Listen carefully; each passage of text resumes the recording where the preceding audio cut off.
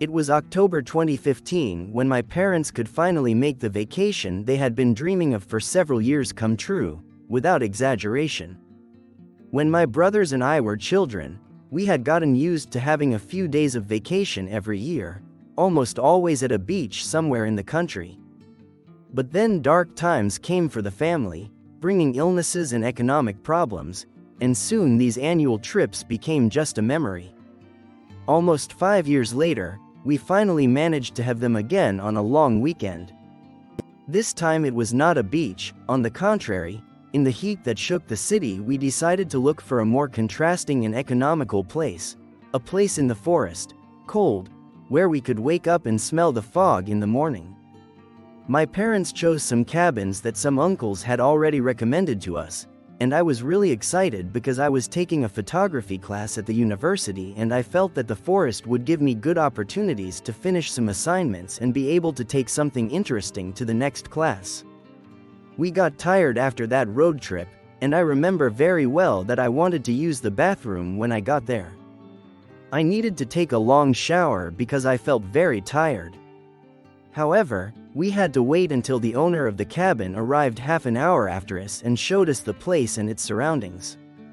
He explained some things to us and then pointed out a roadside road that was a shortcut to the town instead of taking the long road that we had just arrived.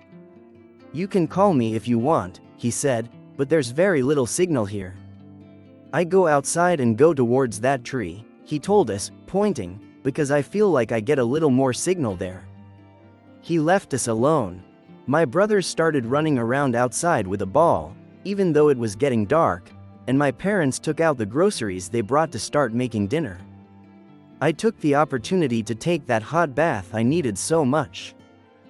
There was not a great view of the place, although we were very high up, because the trees surrounded us, but it looked just like in the photos, and the fog even began to surround the pines and the cabin, to us. I went to bathe and for a moment I heard as if they had spoken to me. I closed the shower and asked in a loud voice, but they didn't answer. I continued bathing and heard something more, but I didn't know exactly what it was. I decided not to listen.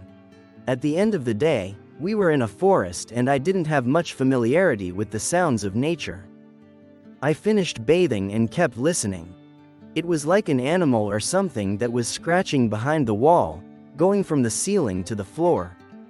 I thought it was perhaps a branch behind the bathroom, although I didn't see any tree so close to the cabin when we walked around it outside, but well, I was sure there was nothing to worry about so much that I didn't even tell my parents. But that night I had a very bad dream. I was the only one who had a room alone, and I heard all night as if something was breathing very close to me. I think that the warmth got to me at some point, and I had already woken up several times feeling very bad. In one of these times that I woke up, I saw my door open and my mother in it watching me. I asked her what was going on and she said she just wanted to make sure everything was fine. She went in to check my window and gave me a good night kiss. "I'll be right back," she said. "I'm going to stay with you." In the morning, feeling a little better, they told me everything. Everything that had happened the night before. While they were making coffee, my brothers heard that someone was walking on the wooden floor that surrounded the house. One of them had fallen asleep in the living room and went to wake the other. He told him to calm down, that it surely wasn't anything. Maybe there are deer around here or something like that, but stay calm. Then the other one heard it too, and realized that it was indeed something on two legs walking around us, something large. They ran to wake my dad up without making a sound, and he looked for something to go out and check. It was at that moment when my mom went to check my room. My dad and my brothers went out, took kitchen knives, a bat, and so they went out to check. Although they heard a movement between the trees, they could not see anything. The darkness of that night in the forest, without a moon and surrounded by tall trees, was total. I assumed that as I felt bad, my mother had stayed the rest of the night with me. That morning, cold and cloudy, we were more worried about what happened the night before. We could not enjoy our escape. My parents told us not to stray from the cabin, and my brothers only talked about what it could have been and what the most appropriate plan would be to defend ourselves if someone attacked us in a place like that. I saw them almost having fun with the plans, as if they were living their own horror movie. We were already inside, and they were still talking in the living room, and then from my room I heard them even more startled. I went out to hear well what they were saying, and I saw them glued to the window. "There's something there behind those trees, look." I approached them to tell them not to joke about that, please, but I could see how a huge black figure, about 190 tall, moved from one tree to another. It wasn't much more than 40 meters from our cabin. We told my dad what was there, but we asked him not to go out to check. He suggested that we go by the van to the town to look for the owner of the cabin, but we really preferred not to take that road at that time, it was too lonely. One of my brothers offered to run down the path that led to the town more directly, but evidently it was not a good idea. So my father went out and approached the place where they had pointed us out, where there was the most signal, and there he waited until he sent a message. It took about 20 minutes to return while the message went out and the owner answered that he was going there. By this moment we realized that the whole afternoon had already passed, it was about to darken again, and outside the cabin everything seemed to have a blue filter and the fog was already so thick that it looked more like a rainstorm. It was a really very beautiful landscape, and for a moment, already knowing that the owner was going to arrive at any moment, I felt that we were starting to relax. Is it our imagination? Maybe not, I told them. Perhaps it was just someone passing by the path and didn't even notice us.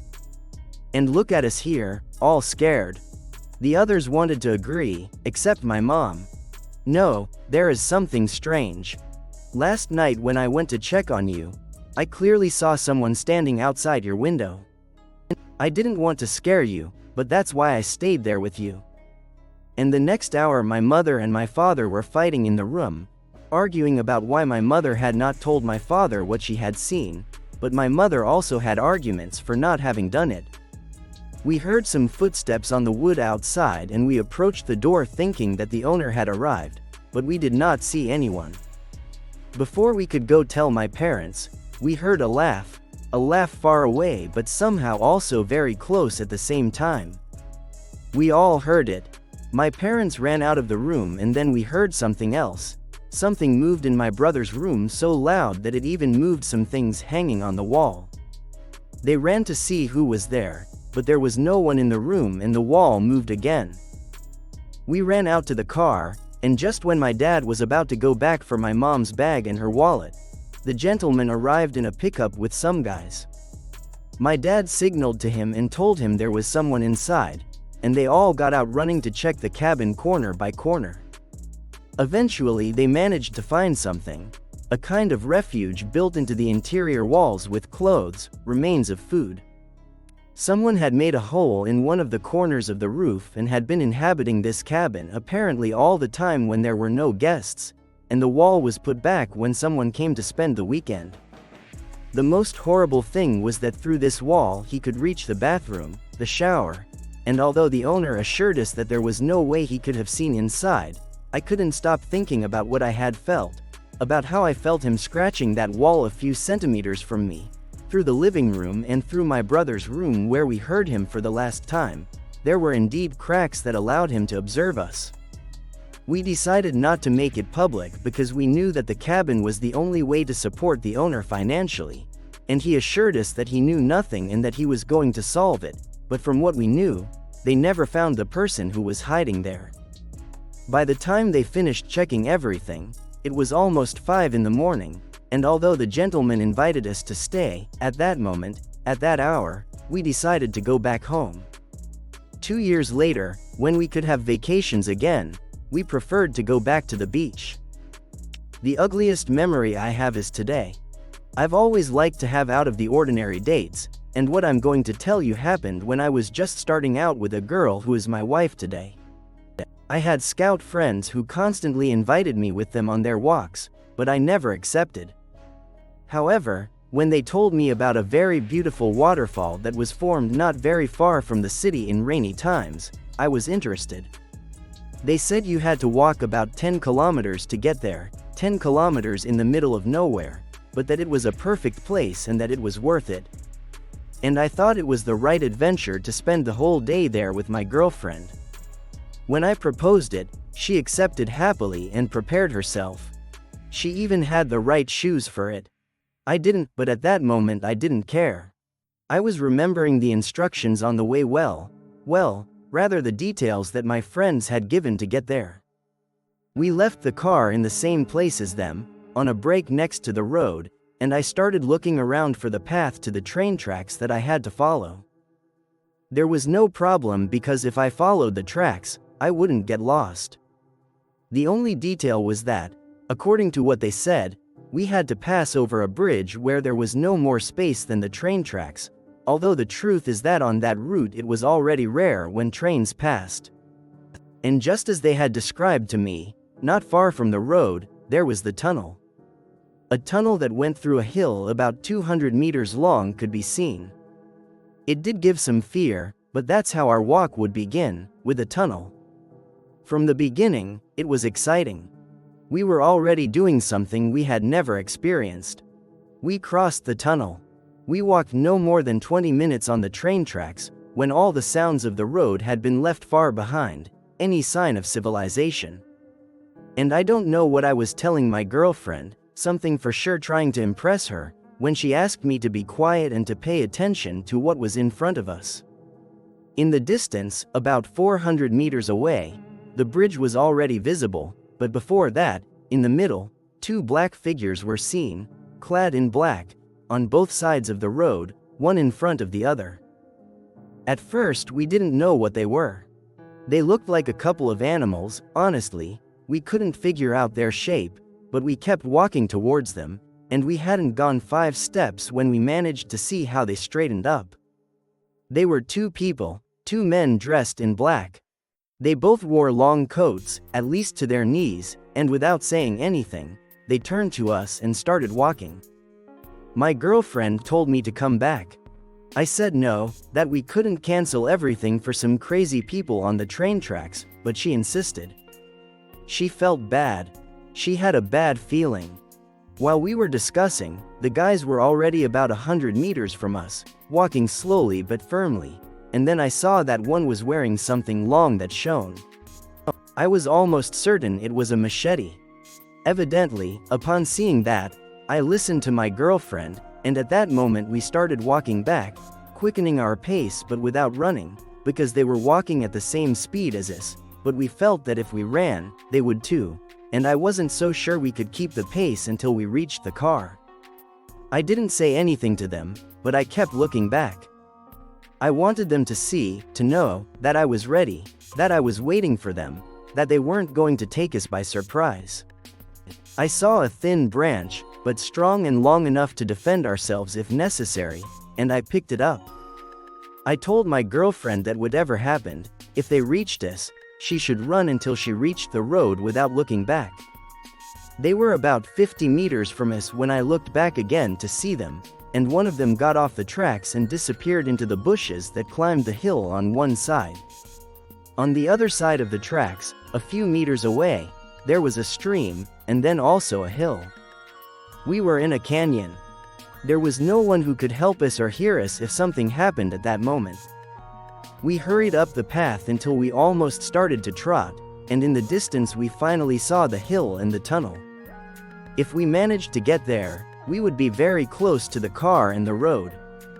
We were already a few steps away from the tunnel when we started to run.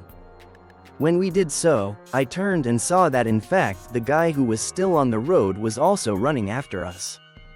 But when we got to the tunnel, he didn't come in. We stopped more or less in the middle of this, when the darkness made it difficult for him to see us, and we noticed that he was no longer on the way to the entrance to the tunnel.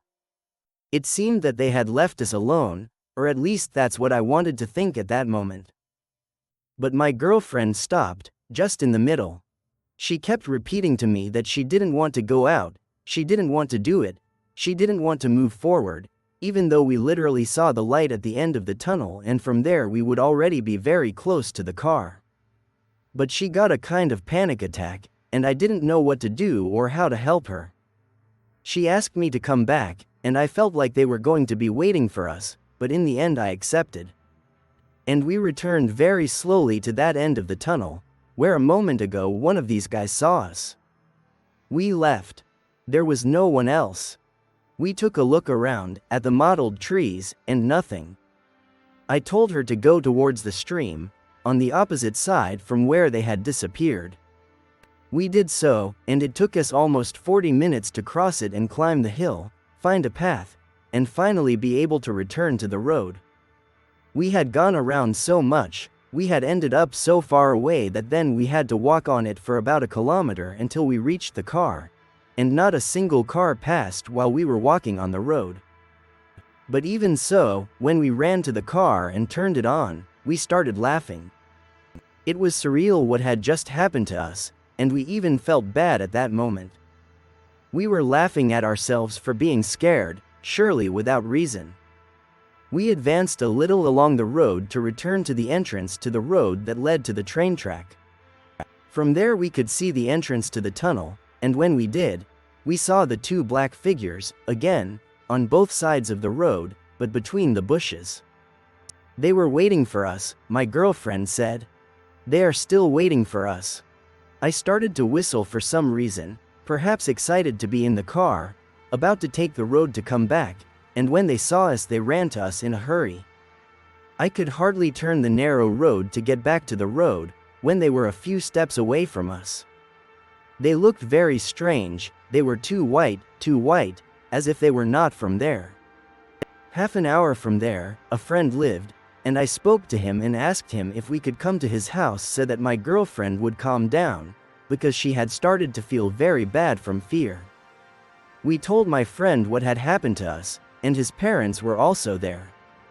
His mother was preparing us tea for the scare when her father began to scold him for having gone there before and for having gone there after, and it seems that it was well known. And then we agreed when we talked about this experience to other acquaintances, that that area is still very dangerous, that they do not recommend people to walk around there, that it has always been known for its strong magnetic charge, even for the purpose of studies, but from recent years to date very rare, satanic people had begun to frequent it. As in a flash, upon learning of this, I remembered all the strange drawings that I saw in the tunnel, and that at that moment I ignored, thinking they were simple graffiti or jokes by idle people. At a certain moment I thanked for having saved us from those two guys. Two? Asked my girlfriend. And the other guy in disguise, who hid before them in the bushes. I didn't know what to tell him, but it was clear that we both lived a different experience that day.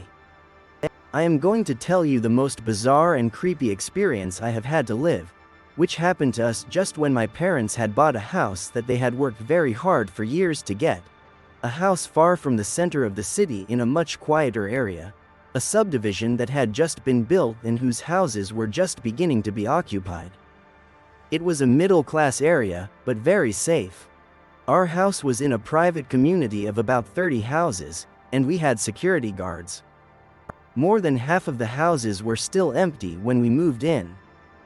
Weeks before the move, I had met a boy on Facebook in an anime group, in fact, and although we didn't have friends in common, we soon began to get along very well.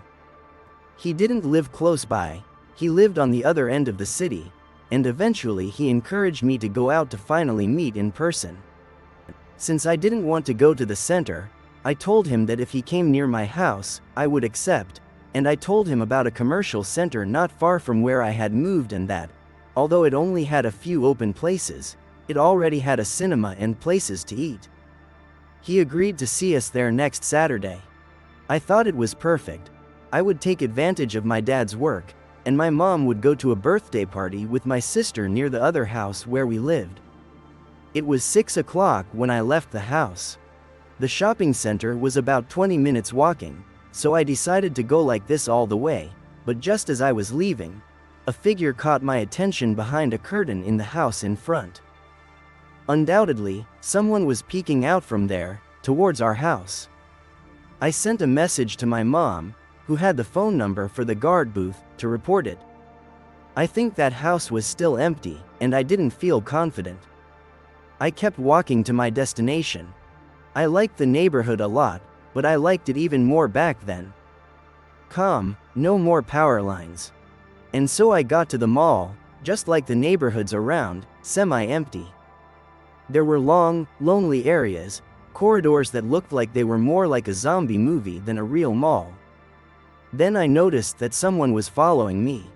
At first I was scared, but calmed me when I saw that it was a lady with very frizzy black hair as black as her clothes, extremely thin but very tall, much taller than me, like 180.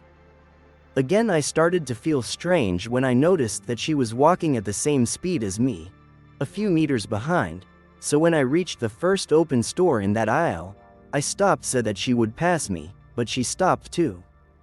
While I was looking at the store, she was looking at an empty space. I began to walk again and reached the fountain in the center of the square where I would wait for Jorge, the boy. Although I had arrived a little before he had agreed, I sent him a message to tell him to hurry, please, because there was a strange lady following me closely and the shopping center was much more lonely than I had thought. He told me that if I wanted, I could wait for him on the second floor, near the exit to the parking lot, and that he would be arriving soon, but the truth is, I was more afraid to go up to that area, much more solitary. At least there, where I was, there were several open shops around. Through the reflections in the window of a shop in front of me, I could see that the lady, with her long, unmistakable hair, was just above me but on the top floor, looking at me, but she didn't make any movement. I wanted to pretend that I hadn't noticed her yet. I just sent a new message, as much as possible, please hurry up, I'm still by the fountain. And then I saw through the window reflection how this woman was checking something in her hands. She was checking a cell phone. Damn it, I thought. At that moment, all the signals that I had not taken into account fell like a bucket of cold water. I had met with a complete stranger whom I had only seen in 2 photos, and the most obvious of what I had not noticed, although he had told me that he did not know the shopping center, minutes before he asked me to wait for him at the entrance to the parking lot of the second floor, something too specific. I wrote back. I told him that I felt better, that I even felt stupid for being scared, and that I was going to go up to wait for him at the parking lot. I went up the stairs, but at the last moment I ran. I ran to the main entrance, where, luckily, there was a free taxi that I got on, and I asked him to take me home. When I got to the private community, the guard received me and told me that they had managed to see the person I had told my mother about, that there was an intruder in the house in front. He said he had run out a little after me, when he was just going to check the house. It was a man of about 50 years, like of about 80, very, very thin, who was wearing a wig, glacia, long, and black women's clothing. It was the lady who had followed me in the shopping center. My only reaction was to go onto Facebook at that moment, and Jorge's profile had already disappeared.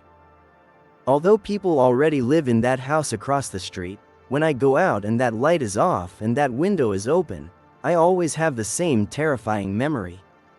When I go out and the street is empty, I feel like I'm going to see him again, standing in that window.